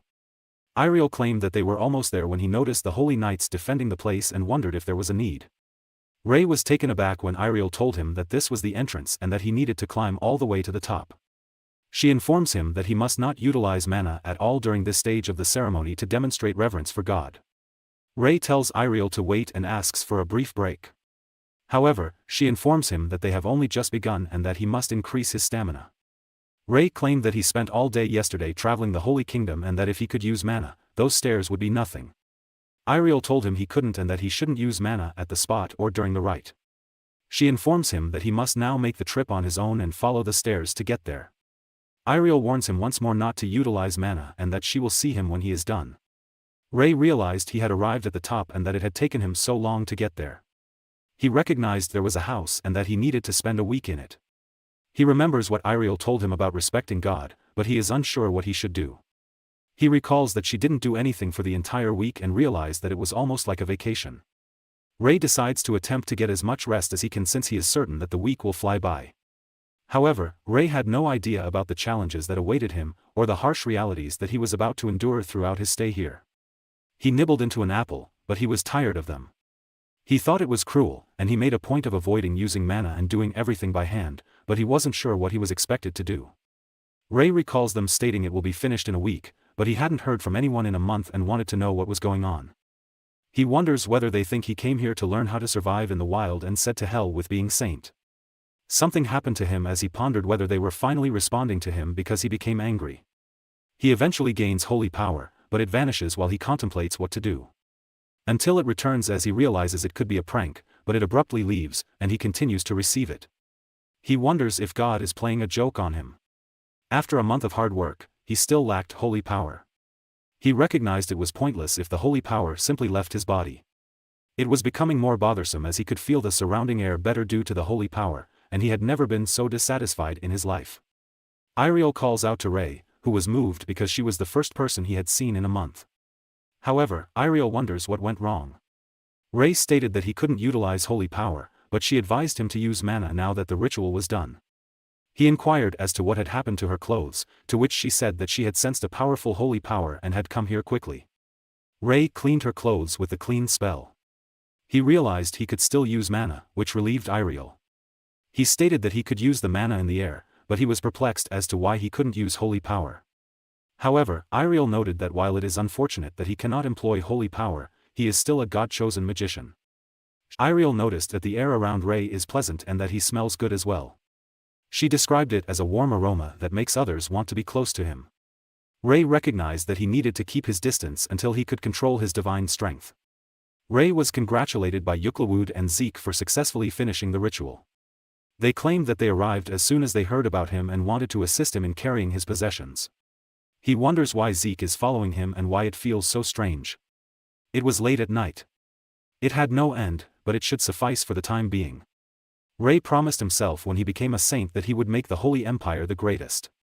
It was time for him to keep his pledge and learn everything he could about the Holy Empire, from its history and environment to its agricultural and commercial industries, and everything since its founding. As a result, a new system should be implemented to make the Holy Empire the greatest. When the sun shone brightly, Ray summoned all the nobles of the Holy Empire. The assembled nobles condemned the Holy Empire's inefficiencies, and Ray proposed changes to the agriculture, trade, and trading industries as a result. Among these changes, the Milpa solar system for the agriculture industry got overwhelming support from the aristocrats and was the first to be implemented. Count Grain inquired as to the purpose of using priests as mercenaries. Ray revealed that it is the plan to use their priests as hired mercenaries. They wonder if Ray was advocating that they send their priest into battle. However, Grain warned that the resulting mortality of priests will contribute to the nation's demise, as well as a decrease in the number of those aspiring to become priests. Ray indicated that the priests will be stationed at the back of the war, and that if those injured on the front lines are brought to the priests will be able to reduce casualties among them. Ray added that he recognizes that the war field is not a safe place and that it would be great for all priests to come home safely after participating in battle. Ray indicated that he did not want to compel them to join the battlefield without a clear plan, thus he decided to send paladins beside them to the battlefield. With the paladins by their sides, they should be able to ensure the priest's safety. Ray pointed out that another strategy is to hire priests as mercenaries. Even if they don't need them, having them as an option will be beneficial for individuals who have been injured on the battlefield and watching things up close. It'll also be a terrific experience for the priests. Grain agreed that the priests were a necessary force on the battlefield, but he wondered if they really needed the money and honor. Ray noted that deploying priests as mercenaries isn't just about the money and the honor that come with it but is requesting support for other countries. Ray emphasized that the nations in need of the Holy Empire are unable to do anything that could endanger them. By providing their forces, they may be able to seek recompense in the event of casualties. Grain knew that by leasing out their armies, they would be able to gain greater power, but he was concerned that it would be too hazardous because they were relying on the lives of their priests as a guarantee. However, Iriel declared that it is a good idea. Previously, Ray worried if there was a way for him to gain the favor of the nobles, but Iriel assured him that it would be simple and that they didn't need to gain their favor but merely overcome it. Ray knew that Iriel wields enormous power, and it is not an exaggeration to state that all of the central nobles are Iriel fans. He realized that if she supported him in this position, it would be difficult for anybody to protest, and that it was the easiest way. Ray announced that the meeting had concluded and that anyone with more suggestions for enhancing the Holy Empire should contact him at their leisure. Everyone thought Ray's ideas were excellent. As intended, the Holy Empire accomplished things gradually. Given how difficult it was to change how they dealt with agriculture, they first tested things in a small area of a territory where the public was less oppressed, using priests as mercenaries. After hearing favorable feedback from the priests who were employed, numerous nations rapidly requested assistance from the mercenary priests. Ray reasoned that for things to be self-sustaining, he required knowledgeable staff in each profession. After 3 months, Lord Eclay returned to find the library packed.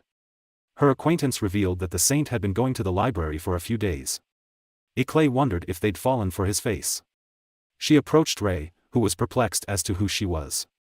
Eclay inquired as to whether he was reading medical books, while Ray inquired as to if she required anything. She responded that if he had read all of them, he should have understood most of it. She inquired about how he should cure a rusted sword cut. Ray said that he could use Holy Cure to avert the poisoning symptoms and then heal.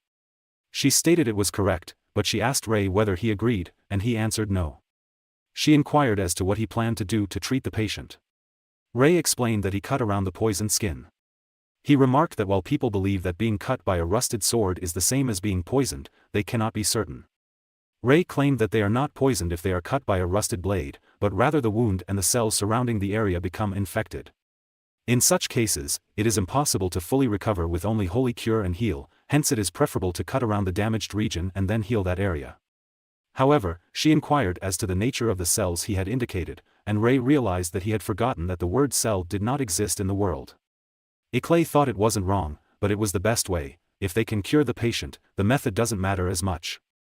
Eclay stated she completely understands him and invited him to her library for a more in-depth talk. She introduces herself as the person in charge of the powerful priest and tells him her name.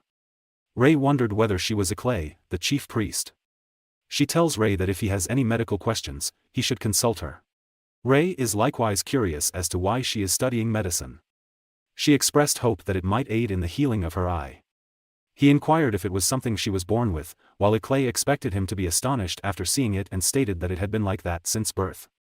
Ray inquired as to if she could see anything out of that eye and whether she was in any pain. Eclay claims she isn't in pain, but she can't see anything.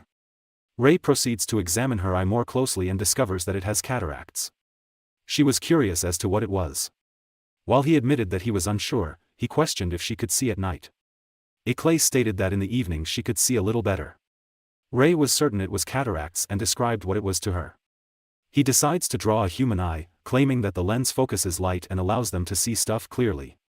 In her case, however, the lens is clouded, and the condition that causes the cloudiness is known as cataracts. Eclay reasoned that if it was an illness, it should be treatable with heal. Ray, on the other hand, believes that because she was born with cataracts, this may not be the case. But she's not sure that that has to do with holy magic not working. Ray asserted that this is from the perspective of others, and that because she was born with it, the body may be unable to realize that something is wrong. Ray desired to clear her lens to treat her cataract, which is to carve into it. Eclay was perplexed by his statement, while he explained that it was merely a part of the therapeutic procedure. He said that he would first have to remove the clouded lens and replace it with something else. He believed that he could carve off the lens, but there are no artificial lenses in the world. Eclay stated that he should not be concerned about an illness that cannot be cured and that she was confident she would find a solution soon. Ray couldn't believe that, even in another world, he couldn't cure cataracts. Ray assures her that he will fix her eye. Eclay said that he was amusing and told him to go ahead as she showed him her lab that the Holy Empire built for her to study medicine in and to let him use it whenever he wanted. Eclay remarked that she was already lonely and that it was the least she could do for someone else in the field. Ray then began studying at Eclay's estate. Ray began experimenting with troll's blood 1 month later, as it had the property of becoming pliable when contacting air in a short period of time. It hardened as he was speaking, and it's about as hard as a solid piece of jelly. Ray recognized that the blood of other monsters has distinct characteristics and suggested they should use that to make some progress. He does, however, question if it is impossible to mix blood from different animals. Eclay stated that it is correct because they would die instantly due to their differing bodily composition. There was, however, one exception. In the case of orcs, mixing with other blood would be acceptable due to their better adaptability. Ray ventured into the woods, where he encountered an orc and a troll. Discovered the orc was still alive and assumed it was in shock because it was bleeding out. He recalls what Clay said to him and desired the right opportunity to put it to the test. He wanted to take advantage of the opportunity to save the orc, but it awoke and began to move. Ray then used his chains to immobilize him and said that he was not going to kill him but rather save him. Ray, on the other hand, noticed that the blood had turned clear and remarked that he should be able to accomplish it. Ray learned that by transfusing troll blood into the orc, the blood became clear and pliable enough to be utilized. He hadn't expected such a result from mingling the blood of two creatures. He reasoned that if he did enough research, he should be able to create an artificial lens and therefore cure Clay's cataracts. As a result, he needed to obtain more troll and orc blood. Clay told him there's a little, abandoned village named Jihol outside the castle's outer wall where he could acquire it. She'd heard that there's a place where orcs and trolls coexist. Ray realized the ruins were once the Jihol Tower and assumed she was exaggerating, but it had been abandoned. He came across two children and wondered whether they had been abandoned. He decided to feed them and assured them that it was not poisoned. He handed them some money and told them to go to Salonia because it should be enough for them to find a place to stay and eat. The eldest sister questioned why he helped them, whom he had never met before. Ray stated that there is no reason for this. He didn't expect this to happen after leaving the capital and realizing that the current laws wouldn't be able to help. He wanted to investigate further. He pledged to restore splendor to this land and build the best version of the Holy Empire. He went into the troll's cave and discovered a troll. He apologized for barging in and started stealing blood. Ray declared at the orcs' village that he had come to request a favor. They didn't intend to listen and instead charged at him as Ray used the hold spell to halt them. He recalls the orc he rescued and requests a favor. He stated that if it helps, he intends to repay him for his services. He was eventually able to try things out due to the orc. However, the child he saved had requested help as their money had been stolen by the bandit leader. When the girl demanded her money back, the bandit leader tried to beat her with the bat, but Ray stopped him. They believe Ray came from a wealthy neighbor and highlighted that he shouldn't have come here alone. They resolved to teach him a lesson. Ray knocked one of them out with his hand as one of them tried to attack from behind. Ray stunned the bandit leader by knocking his member out with a single hit. Ray inquired if they should go on, wondering if things would work out in his favor. The bandit leader orders everyone to charge at Ray. However, they were all quickly defeated. Ray apologizes to the children for what happened to them and decides to take them to a suitable place where they may both stay. When Ray brought them to the saint's estate, Yuklawud explained that it is a hallowed place where only prior saints and their staff are permitted to live, and that they cannot accept these children of unknown origin. Ray pondered if the saint who was presently dwelling here would accept it and if the vast mansion couldn't support just two children. Yuklawud, on the other hand, apologized and stated that this is how things are. Ray couldn't believe such a rigorous restriction existed, but he assured the children that if they were unable to stay here, he would find them another place. Ray inquired whether the kids were okay with it because this is where they'd be staying from now on. He realized he hadn't asked the kids their names. They did, however, assert that they did not have names. As a result, Ray named the eldest, Mary, and her younger sister Chris. Ray stated that they are names with profound importance from where he comes from. He wonders if they love it, but Mary says that she is so grateful and thanked him for everything. Clay was curious as to what Ray was working on. He told her to simply wait since he is doing everything for her. He recognized it was finally finished while Clay questioned if he was really trying to heal her eye and if he was seriously still stuck on that thought. Ray stated that it was, and that he had finally found a means to help her as well. He demonstrated the substances that will be used to treat her eye. She's curious as to what it was and where he got it. He said that by transfusing troll blood into orc blood, they may create blood that is clear while still being pliable enough to manipulate. She questioned whether he would use it to fix her eye as Ray replied he hoped she would trust him and that he would use that to fix her eye. Clay felt agitated as she remembered Ray's comment of having to remove the cataracts as well as insert that blob of blood into her eye. Ray said that he would add the blood as a replacement for what was cut off by cutting out the afflicted areas of the lens. He realized that she needed some time to contemplate as she had never imagined such a treatment would be possible. Ray bowed his head as she inquired as to what he was doing and wondered if he didn't grasp what it meant for a saint to bow their head. Ray emphasized that he understood why she was reluctant to believe him since it seems weird, and it shouldn't be possible for this to work, which is why he begged her to trust him only once. He would accept responsibility for her eye and try his best to repair it. Clay could sense Ray's earnestness in every word he spoke. Because of his determination to correct her vision and his good intentions. She could feel it all the way to the bottom of her heart. She admitted that it seemed ridiculous, but she agreed to give it a shot because she had no use for the eye in the first place and that if there was even a glimmer of hope, she would take it. In the operating area, Rei cast a clean spell while using his mana to keep the eye open. After making an incision in the lens, he would separate the damaged portions and remove it, which he would replace with the artificial lens.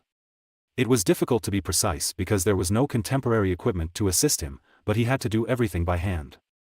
However, do you recall who he was? That's right, he's Baek Yu-sung, the Hand of God. Eclay awakens and opens her right eye, realizing she can see. Rei inquired as to how she felt after she replied that she could see clearly and wondered whether it was a dream. Someone rushed over to Iriel. He informed her that a strong troop had assembled on the border and was on its way to the Holy Empire. She couldn't believe such a massive armed force was arriving here and inquired as to their origin and distance. He stated that it was all recent news he had received and that he wasn't sure of the facts, but it didn't appear to be from any single nation as the armed forces are led by a necromancer, an army of the undead. That concludes Season 1 of To Hell with a Saint, I'm a Doctor. I'd like to thank everyone who has been watching since Part 1. I appreciate the support, and I promise to continue Season 2. I will be making more manhwa recaps, and I hope you will continue to support me. I look forward to seeing you again in the next recap. Have a wonderful day. Goodbye.